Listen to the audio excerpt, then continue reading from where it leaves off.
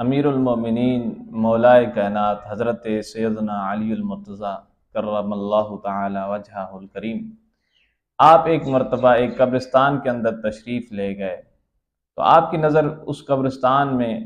ایک تازہ قبر پر پڑی۔ آپ کے دل کے اندر ایک خواہش پیدا ہوئی، تمنا پیدا ہوئی کہ اس کے حالات جو ہیں وہ مجھے ظاہر کر دیے جائیں، مجھ پر ظاہر کر دیے جائیں۔ تو آپ رضی اللہ تعالی عنہ نے اللہ تعالیٰ کی بارگاہ میں دعا کی، یا اللہ اس قبر والے کے حالات جو ہیں وہ مجھ پر ظاہر کیے جائیں۔ تو اللہ تعالیٰ نے آپ کی دعا قبول فرمائی۔ دیکھتے ہی دیکھتے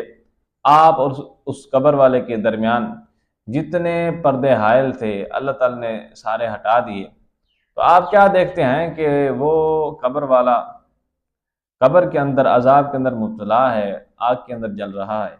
اور وہ حضرت علی کو دیکھ کر پکار رہا تھا کہ یا علی انا غریق فی النار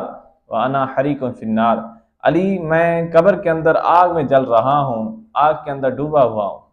تو حضرت علی کرم اللہ تعالی وجہہ الکریم نے جب یہ منظر دیکھا تو آپ بے قرار ہو گئے اور اللہ تعالیٰ سے عرض کرنے لگے، یا اللہ اسے بخش دے، اس کو معاف فرما دے۔ تو اللہ تعالیٰ نے فرمایا، اے علی اس کے بارے میں مجھ سے سفارش نہ کرو، اس لیے کہ یہ رمضان کا احترام نہیں کرتا تھا، کہ دن میں تو روزہ رکھتا تھا لیکن رات میں گناہوں سے باز نہیں آتا تھا، تو رات میں یہ گناہ کرتا تھا، رمضان کا احترام نہیں کرتا تھا۔ تو حضرت علی رضی اللہ تعالی عنہ نے یہ سن کر آپ پھر دوبارہ اللہ تعالیٰ کی بارگاہ میں رو رو کر گر گرا کر دعا کرنے لگ گئے، حتیٰ کہ اللہ تعالیٰ کا دریائے رحمت جوش کے اندر آیا اور اللہ تعالیٰ کی طرف سے ندا آئی، اے علی ہم نے آپ کی شکستہ دلی کی وجہ سے اس بندے کو بخش دیا ہے، اس کی قبر سے، اس کے اوپر سے عذاب ہم نے ہٹا دیا۔ تو اس حکایت سے سبق حاصل کرنا چاہیے ان غافل مسلمانوں کو کہ جو ایک تو دن کو روزہ ہی نہیں رکھتے اور دوبارہ اوپر سے پھر سینہ زوری یہ ہے کہ روزے داروں کے سامنے بغیر کسی